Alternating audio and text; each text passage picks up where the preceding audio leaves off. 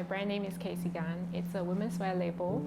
For me, my clothes are actually not too loud because the silhouette is actually really simple, very straight. It's either straight or slightly A, but I do play on the colors. The colors are bold, but the silhouette is very simple.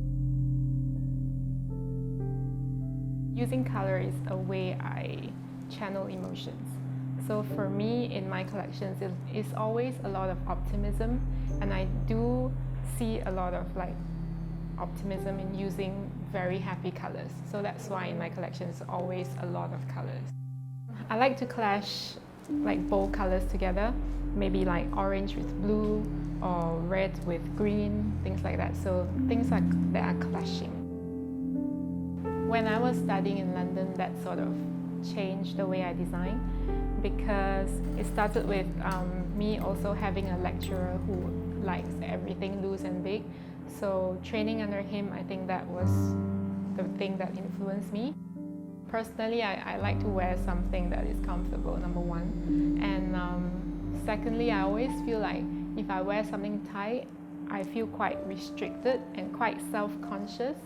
But when I wear something that is loose, I feel like the freedom, and I really like that feeling. So that's why I try to put that in my clothes as well. I think I'm inspired by a lot of things, architecture being one.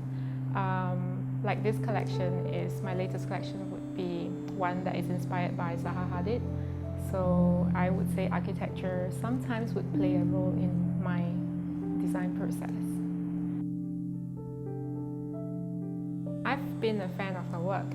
So that was the starting point that sparked the collection. So then I went on to search for some of the iconic buildings that she has done, and then I would draw out the shapes of her building.